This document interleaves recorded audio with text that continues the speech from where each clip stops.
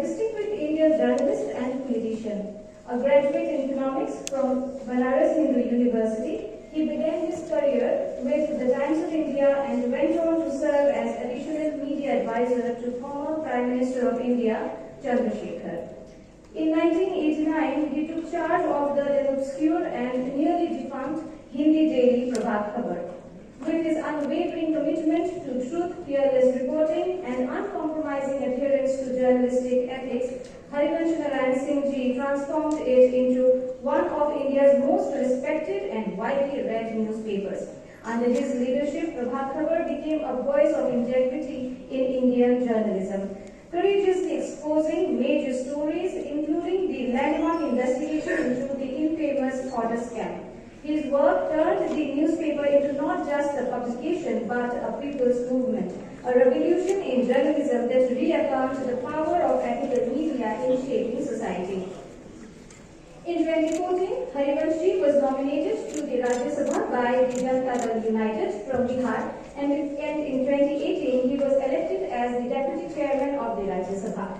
We extend a warm welcome to you, sir. You are a true inspiration to all of us gathered here. It is our honor to welcome Shri Harivansh Narayan Singh Ji, Honorable Deputy Chairman of the Rajya Sabha, to deliver the keynote address. Sir.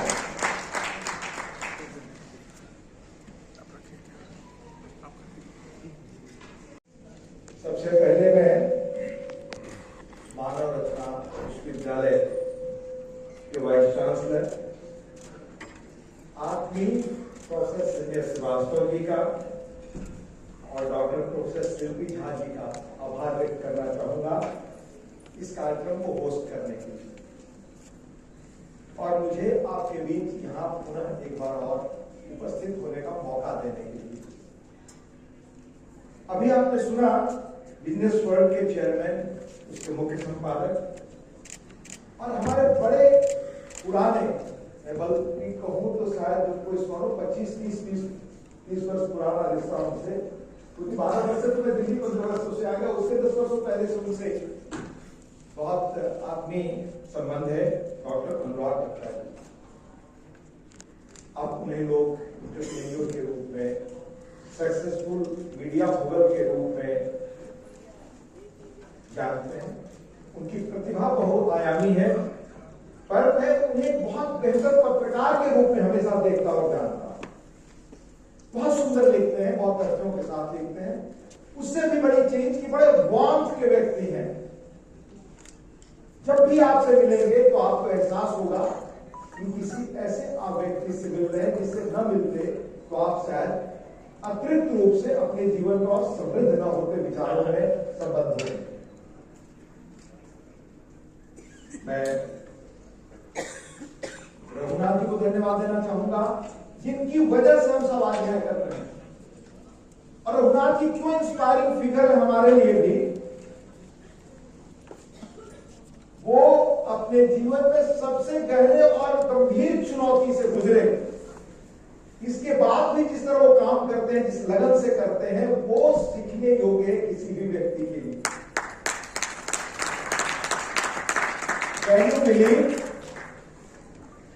तो मुंबई के टाटा जो cancer hospital है वहां भी हुए, तो उनको next day कोई काम करके दे रहा है तो ये waits by that time deadline.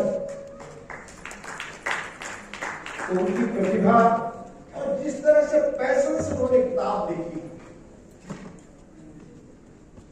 वो मुख्य वजह है, उस कारण हम लोग आज यहाँ मौजूद हैं। और इसके साथ वो सारे मित्रगण यहाँ मौजूद हैं जिन्होंने, जब हम सब अखबार में काम कर रहे थे, एक ऐसे अखबार में जिसका कोई भविष्य था ही नहीं, उसका भविष्य दिन में, सप्ताह में, दिन में लोग गिनते थे कि 2 दिन, 4 दिन, 5 दिन, कितने दिनों तक चल पाएगा। सब जिन्होंने साथ दिया, जिन लोगों ने साथ रहकर काम किया, और हमेशा कोई चीज अगर सफल होती है, कामयाब होती है, तो टीम की वजह से होती है, व्यक्ति की वजह से नहीं। उस टीम में हमारे विशाखा कम्युनिकेशन के सर्वे सर्वा श्री अभिमन्यु मिश्रा जी बैठे हुए हैं। अभिमन्यु जी आज भी उनकी बहुत पुरानी जीवंत जो हम सब साथ बैठते थे, बात करते थे, वो छवि मेरे दिमागों में है। उनके साथ विज्ञापन इंडस्ट्री की ख्याति प्राप्त उनकी पत्नी श्रीमती विशाखा साहा जी, उनके सुपुत्र जो आजकल खुद काम पे जुटे हैं अग्नि मिश्रा जी, तत्वा कम्युनिकेशन की श्री कृष्णेंदु दत्ता जी, कृष्णेंदु जी हमारे बीच यहाँ मौजूद हैं। उनके द्वारा बनाए गए, उकेरे गए, बड़े सुंदर ढंग से बनाए गए विजुअल विज्ञापन जो इस किताब के लगभग हर पन्ने पर आपको मिलेंगे, कुछ एक छोड़ करके जो शुरुआती दिनों के थे। श्री अमिताभ नवल जी, जिनके लिखे कई अभियान इस किताब का हिस्सा हैं, और एक नेशनल कैंपेन उन दिनों चला था, कई मीडिया हाउस से जुड़े थे, जिसमें हम सब भी थे। घूस को घूसा, वो उन्हीं का डिजाइन किया हुआ टैगलाइन है, जो आरटीआई अभियान देश के कई और अखबारों में छपा और टीवी चैनलों पर जो दिखाया गया। श्री करण प्रताप सिंह राघव, जो एक बड़े प्रतिष्ठित एड एजेंसी के क्रिएटिव डायरेक्टर हैं।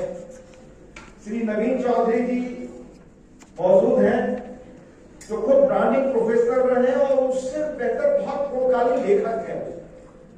जी जो broadcast audience research council India से जुड़ी एक कंटेंट एनालिसिस फर्म से जुड़ी हैं। देश भर के न्यूज टीवी का साप्ताहिक कंटेंट एनालिसिस वो करती हैं। एस्टूडेंट सर्विसेज की डायरेक्टर शोभा श्रीवास्तव जी, संचालन कर रही डॉक्टर नंदिता देव जी, मानव रचना विश्वविद्यालय के प्रोफेसर, प्रो वाइस चांसलरगण, शिक्षकगण, पत्रकारिता से जुड़े मेरे प्यारे दोस्तों, देश उस एक अखबार और उस एक प्रतिष्ठान या उस एक कंपनी का विवरण है, जिसमें जब काम की शुरुआत हुई तो उसके पास कोई संसाधन नहीं थे कि उसका कोई भविष्य दिखाई दे। तब कैसे काम संभव हुआ, ये उसका विवरण है। ये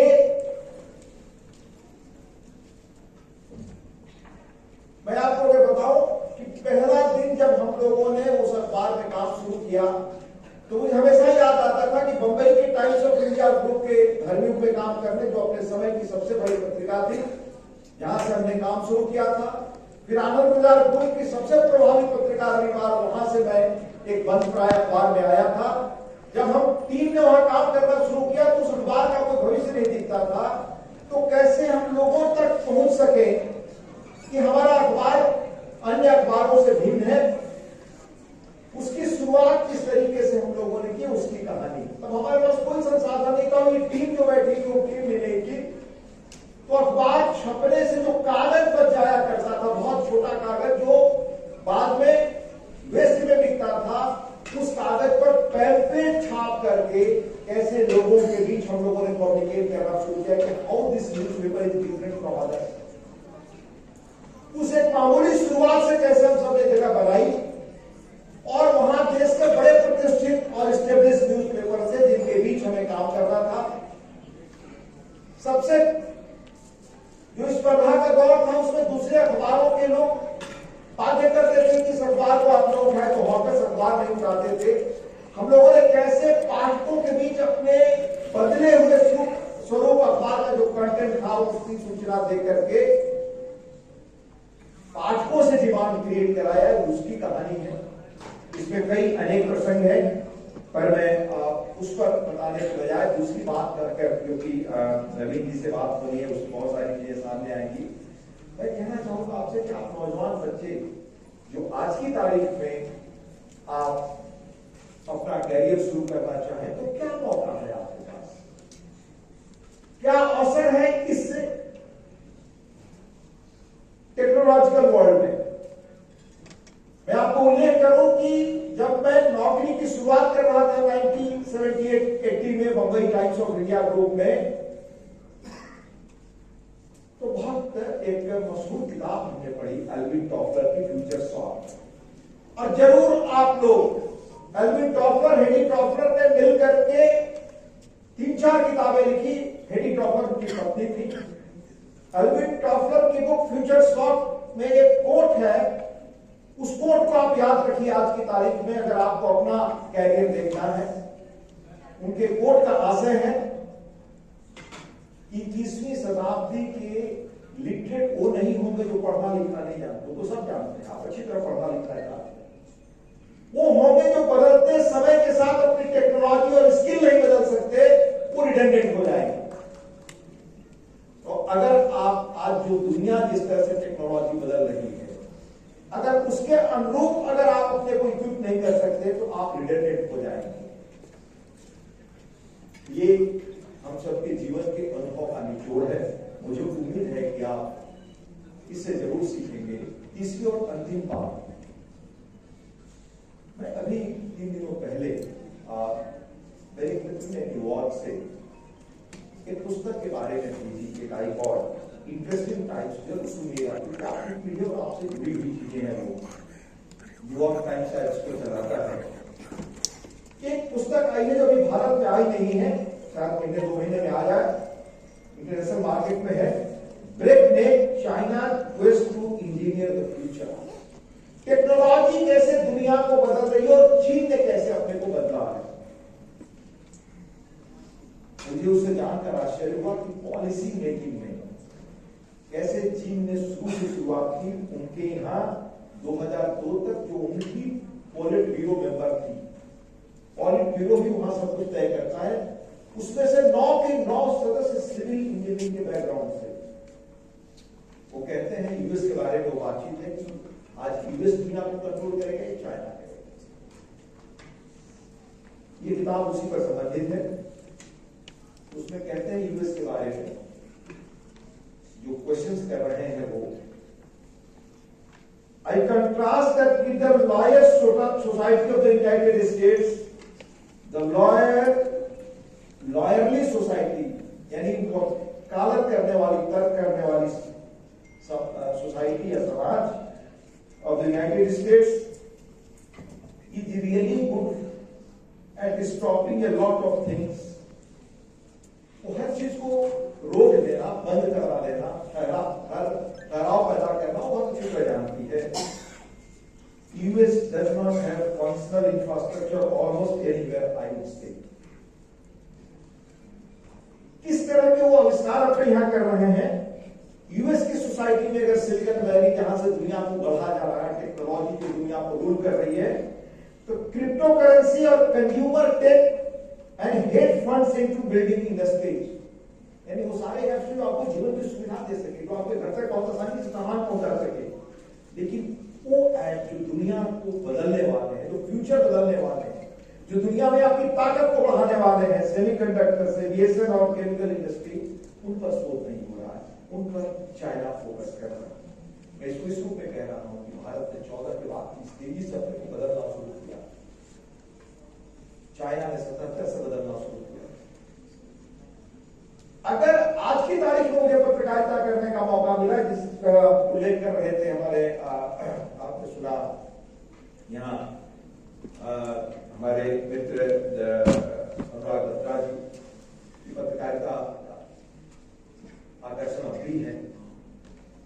वो सही है कि जीवन में अगर आप कोई माध्यम चाहते हैं नौकरी के लिए, तो जरूरी है नौकरी करें, डिसेंट नौकरी करें, और नौकरी के साथ पैशन हो।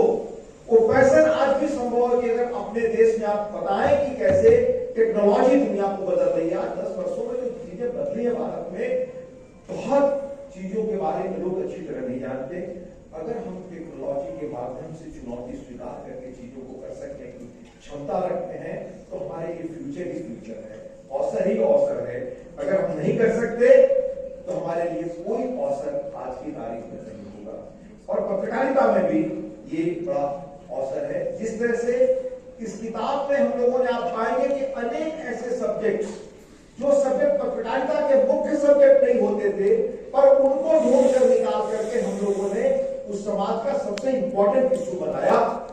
उसी तरह से आज की तारीख में भी